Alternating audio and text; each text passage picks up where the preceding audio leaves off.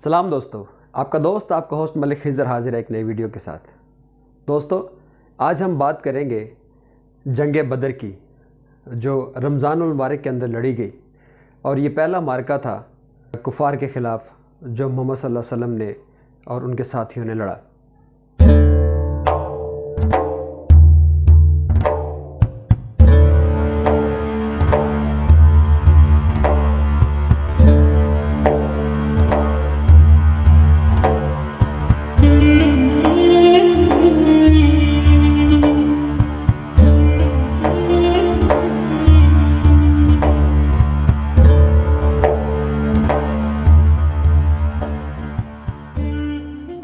دوستو، ہم تھوڑی سی پیچھے سے تمہید باندھ لیتے ہیں بات کی۔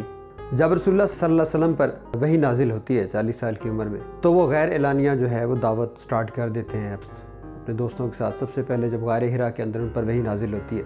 تو ان کی بیگم ہے حضرت خدیجہ الکبریٰ رضی اللہ عنہ، ان کو جا کر پیغام سناتے ہیں کہ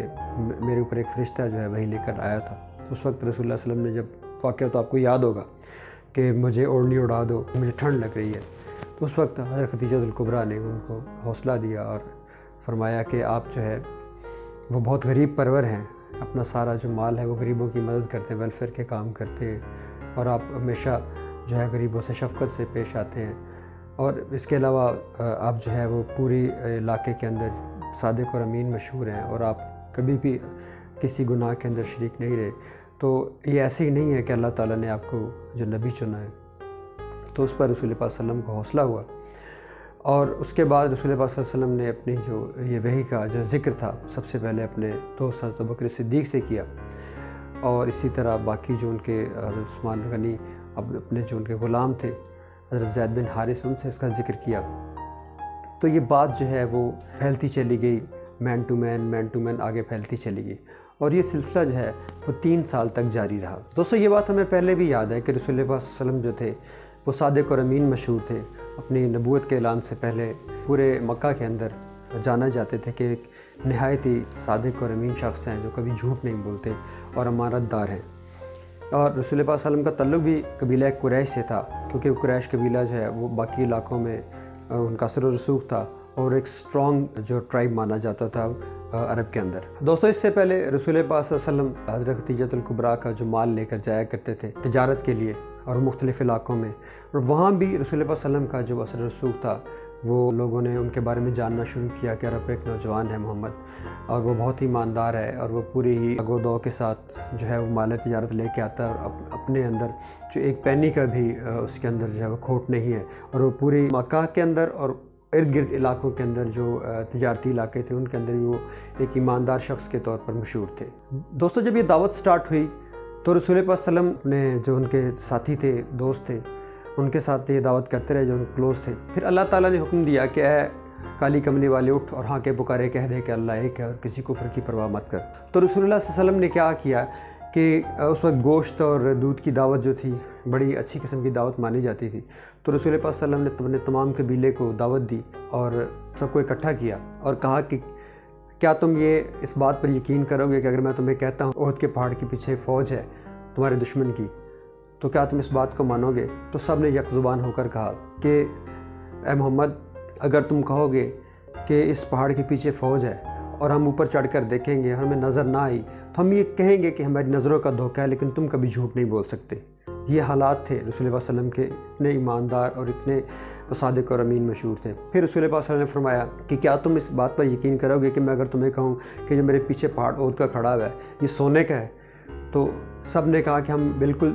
دیکھیں گے کہ اگر یہ پہاڑ کو کہ سونے کا ہے یا نہیں ہے، لیکن جب ہم دیکھیں گے کہ اگر وہ سونے کا نہ بھی ہوا تو ہم یہ کہیں گے کہ ہماری نظروں کا دھوکہ تو ضرور ہو سکتا ہے، لیکن آپ کبھی جھوٹ نہیں بول سکتے۔ تو رسول اللہ صلی اللہ علیہ وسلم نے فرمایا کہ میں اللہ کا نبی ہوں، اور مجھے اللہ تعالیٰ نے نبوت کے لیے چن لیا، اور میں یہ پیغام آپ کے لیے لے کے آیا کہ اللہ ایک ہے، تم اس کی عبادت کیا کرو۔ اس پر تمام کے تمام لوگ بھڑک اٹھے اور الاپ شلاب بکنے لگے اور وہاں سے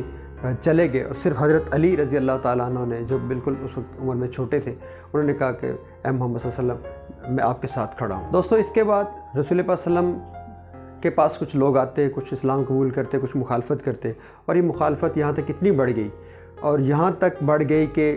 شیب ابی طالب کا واقعہ پیش آیا کہ جس کے اندر تمام مکہ کے لوگوں نے رسول اللہ صلی اللہ علیہ وسلم اور ان کے صحابہ کرام کا بائیکاٹ کر دیا اور ان سے کسی بھی قسم کا لین دین، مال تجارت یا کوئی بھی چیز لینے یا دینے کے اوپر پابندی لگا دی اور ان کو دھکیل دیا شیب ابی طالب کی گھاٹی کے اندر کہ وہاں پر رہے، اور وہاں پر رسول اللہ صلی اللہ علیہ وسلم ان کے ساتھیوں نے 3 سال تک بڑے مشکل وقت گزارا اور گھاس اور پتے کھا کر ایک اپنی بھوک کو مٹایا، اور اپنے اتنا مشکل سروائیول جو تھا، وہ ظاہر گرمی بھی تھی، وہاں پہ بھوک بھی تھی اور راشن تھا نہیں، تو رسول اللہ رسول اللہ صلی اللہ علیہ وسلم کے ساتھیوں نے وہ بڑی مشکل سے 3 سال کاٹے، لیکن اس وقت بھی رسول اللہ صلی اللہ علیہ وسلم نے اپنی دعوت کا کام جاری رکھا۔ بہرحال چونکہ سب رشتہ دار تھے ایک دوسرے کے، یہ وقت جو ہے 3 سال کا ٹل گیا اور بعد میں یہ ختم ہو گیا اور دوبارہ سے دعوت کا کام سٹارٹ ہوا۔ تو حج کے موقع پر رسول اللہ صلی اللہ علیہ وسلم جو ہے وہ دعوت کیا کرتے تھے، کیونکہ باہر سے قبیلے آیا کرتے تھے۔ تو یثرب سے چند جو جوان آئے، 6 جوان، کیونکہ انہوں نے سنا ہوا تھا یہودیوں سے کہ نبی آئے گا، تو انہوں نے یہ سوچا کہ کیوں نہ ہم یہودیوں سے پہلے آ کر اس جو محمد ہے پیغمبر ان سے ملے، ان کے ہاتھ پر بیعت کر لیں۔ تو ایسا ہی ہوا، حج کے موقع کے اوپر تقریباً 6 لوگ، واقع بھی 6 نبوی کا ہے، تو وہاں سے 6 لوگ آئے اور انہوں نے آ کے رسول اللہ صلی اللہ علیہ وسلم سے ملے اور ان کے ہاتھ پر بیعت کی اور اسلام قبول کیا۔ تو انہوں نے عرض کیا کہ یا رسول اللہ، ہم نیکسٹ ایئر اور لوگوں کو لے کر آئیں گے، لیکن ہمیں اسلام سکھانے کے لیے کوئی اپنا ساتھی ہمارے ساتھ بھیجے، کیونکہ ہم ابھی نو مسلم ہیں اور ہمیں ابھی دین کی چیزوں کا نہیں پتہ۔ تو رسول اللہ صلی اللہ علیہ وسلم نے حضرت مصعب بن عمیر رضی اللہ تعالیٰ عنہ کو اپوائنٹ کیا اور وہ ان کے ساتھ گئے اور وہاں تک 1 سال تک کی بھرپور محنت کی۔ دوستو، یہ جو 6 لوگوں کی بیعت تھی، اسے ہم بیعت عقبہ اول کہتے ہیں، اور اس طرح حضرت مصعب بن عمیر ان 6 جو یثرب سے جوان آئے تھے ان کے ساتھ چلے گئے اور وہاں جا کر، جیسے میں نے پہلے عرض کیا، کہ وہاں پر بھرپور محنت کی، اور نیکسٹ ایئر یعنی اگلے سال حج کے موقع پر تقریباً 72 لوگ جو تھے وہ قائل ہوئے اس بات پر اور وہ حج کے لیے آئے۔ تو انہوں نے رسول اللہ صلی اللہ علیہ وسلم کے ہاتھ پر جو ہے عقبہ کے مقام پر، وہ گھاٹی ہے وہاں پر جا کر بیعت کی رسول اللہ صلی اللہ علیہ وسلم کی، اور کہا کہ ہم آپ کا ساتھ دیں گے۔ تو حضرت عباس رضی اللہ تعالیٰ عنہ جو رسول اللہ صلی اللہ علیہ وسلم کے چچا تھے، ابھی تک اسلام لے کر نہیں آئے تھے، تو انہوں نے کہا کہ تمہیں پتہ ہے تم کس چیز پر بیعت کر رہے ہو، تم موت اور زندگی پر بیعت کر رہے ہو۔ تو اس وقت رسول اللہ صلی اللہ علیہ وسلم نے کہا کہ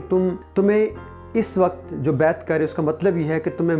میری ذات تمہیں اپنے جان، مال اور بچوں سے زیادہ عزیز ہوگی۔ تو اس پر ادھر سے حضرت کعب نے جواب دیا کہ یا رسول اللہ صلی اللہ علیہ وسلم، ہمیں پتہ ہے کہ ہم کس بات پر بیعت کر رہے ہیں، ہم آپ کو اس بات کا وعدہ کرتے ہیں کہ ہم اس طرح نہیں کہیں گے کہ جس طرح حضرت موسیٰ علیہ السلام کی قوم نے کہا تھا کہ تم جاؤ، تم اور تمہارا نبی لڑے، ہم تو نہیں لڑیں گے، ہم اپنے آپ پر، اپنی جانوں، بچوں، اپنے مال کے اوپر آپ کو مقدم رکھیں گے اور ہمیشہ آپ کا ساتھ دیں گے اور آپ کی حفاظت کریں گے اور آپ کا ساتھ دیں گے، اور آپ کے اوپر جو آنے والی مصیبت ہے پہلے ہم اپنے اوپر جھیلیں گے۔ تو دوستو، ادھر سے دعوت کا کام جو ہے وہ بہت تیز ہو چکا تھا، ادھر سے جو قریش مکہ تھے ان کی جو ظلم تھے ان کی اخیر ہو گئی، اور ان صحابہ کرام کے اوپر آئے دن نئے سے نئے ظلم کیے جانے لگے، یہاں تک کہ صحابہ کرام رسول اللہ صلی اللہ علیہ وسلم کے پاس آئے کہ یا رسول اللہ ہمیں لڑنے کی اجازت ہے۔ تو رسول اللہ صلی اللہ علیہ وسلم نے فرمایا کہ نہیں، ابھی تو ہم نے لڑنا نہیں ہے، اپنے ہاتھ کو روک کر رکھو۔ اسی دوران جب یہ ظلم ہو رہا تھا تو رسول اللہ صلی اللہ علیہ وسلم نے چند صحابہ کو حبشہ بھیجا، اور وہاں پہ تقریباً 40 لوگ حبشہ چلے گئے صحابہ کرام، اور وہاں جا کے وہ حبشہ کا واقعہ ہمیں پتہ ہے کہ وہاں پہ نجاشی بادشاہ نے، جن کے پیچھے کفار مکہ بھی گئے تھے، تو انہوں نے، نجاشی نے ان کے حوالے نہیں کیا بلکہ ان 40 صحابہ کو اپنے پاس پناہ دی۔ اور پھر اس کے بعد جب رپورٹ آئی مدینہ یثرب سے کہ جناب یہاں پر رائپ ہے سارا کچھ، تو لوگ چاہتے ہیں کہ آپ یہاں تشریف لے آئیں کیونکہ مکہ میں ظلم ہو رہا ہے، تو رسول اللہ صلی اللہ علیہ وسلم نے یثرب کا ارادہ فرمایا اور تمام اپنے ساتھیوں کو کہہ دیا کہ ہم یہاں سے ہجرت کر کے جائیں گے، یثرب جائیں گے۔ تو رسول اللہ صلی اللہ علیہ وسلم تمام صحابہ کو کہا کہ ہم ہجرت کر کے اپنا گھر بار چھوڑ کے یثرب جو ہے وہ چلے جائیں گے۔ تو ہوا یوں کہ پھر تمام صحابہ کرام جو ہمیں واقعہ آلریڈی پتہ ہے کہ حضرت علی کو اپنے بستر پر سلا کر رسول اللہ صلی اللہ علیہ وسلم جو ہے وہ امانتیں لوٹانے کے لیے دے کے آئے تھے، اور تمام صحابہ جو ہے آہستہ آہستہ ہجرت کرنے لگے مدینہ کی طرف۔ تو آخر میں حضرت بکر صدیق رضی اللہ تعالیٰ عنہ اور حضرت محمد صلی اللہ علیہ وسلم جو ہے وہ وہاں سے مکہ سے نکلے، اور جہاں پہ ابو سفیان وغیرہ نے رسول اللہ صلی اللہ علیہ وسلم کا اور حضرت ابوبکر صدیق کا پیچھا کیا، اور جہاں پہ رسول اللہ صلی اللہ علیہ وسلم نے غار ثور کے اندر پناہ لی، اور وہاں پہ جب قریش مکہ وہاں پہنچے تو ایک مکڑی نے جال بن دیا اور وہاں پہ کبوتری نے انڈے دے دی۔ تو یہ واقعہ ہمیں پتہ ہے ان شارٹ کہ رسول اللہ صلی اللہ علیہ وسلم مدینہ پہنچ گئے اور وہاں پر ان کا بھرپور استقبال کیا گیا، اور وہاں پر جو ہے وہ ایک مسجد نبوی کی تعمیر کی گئی۔ تو وہ مسجد نبوی جو ہے وہ اسلام کی پہلی مسجد اس وقت بنی۔ تو دوستو، یہ ایک مختصر سی جو ہسٹری تھی میں نے بیان کی۔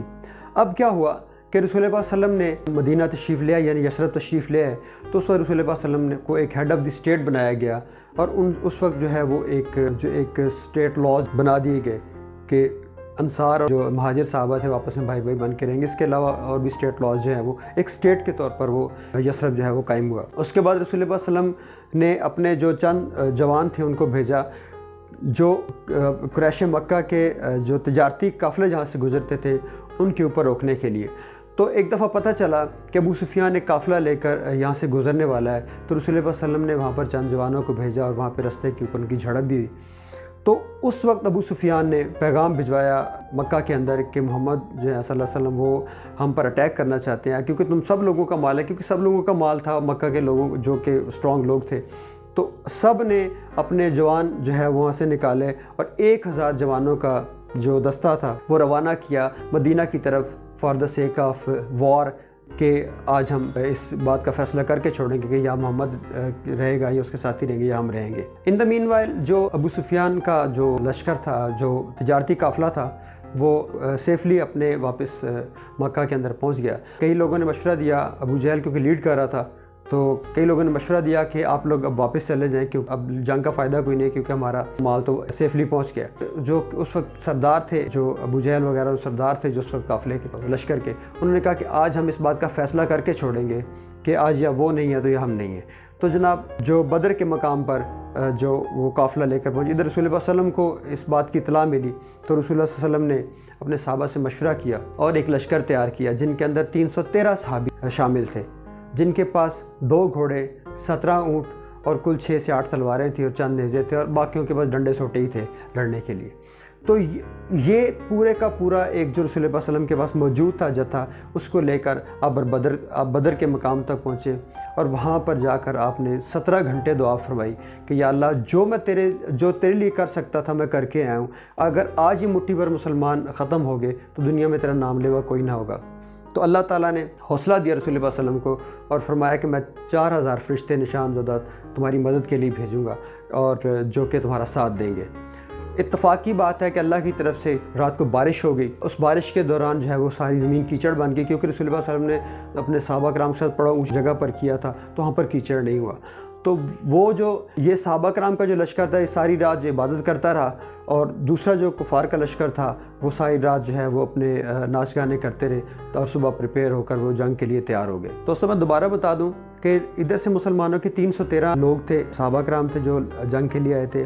اور کفار کی طرف سے 1000 لوگ جنہوں نے پوری طرح لیس تھے، ان کے پاس 100 گھوڑے تھے اور ان کے پاس 170 اونٹ تھے، اس کے علاوہ پیدل فوج تھی، اور ادھر مسلمانوں کے پاس صرف اور صرف 8 تلواریں تھیں، 2 گھوڑے تھے اور 17 اونٹ تھے، اور باقیوں کے پاس جو ہے وہ ڈنڈے وغیرہ تھے لڑنے کے لیے۔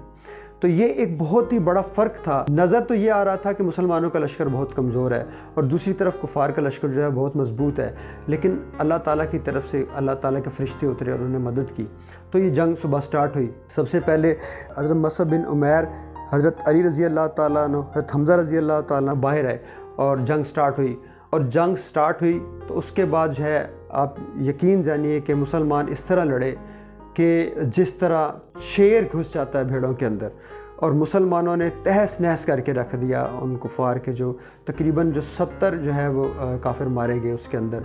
اور باقی بھاگ نکلے اور کئی زخمی ہوئے اور کئیوں کو قید کر لیا۔ تو یہ اس جنگ کا فائنلی یہ نتیجہ نکلا کہ وہ جو تھے کفار بھاگ کے اپنے کچھ جو بچ گئے تھے بھاگ کے واپس اپنے مکہ چلے گئے اور باقیوں کو قیدی کر لیا گیا، اور قیدیوں کے ساتھ وہ سلوک کیا گیا جو کہ آج تک انسانیت جو ہے اس کو یاد کرتی ہے کہ ان کے ساتھ کوئی برا سلوک نہیں کیا گیا، ان کو تھوڑا تھوڑا فدیہ لے کر چھوڑ دیا گیا،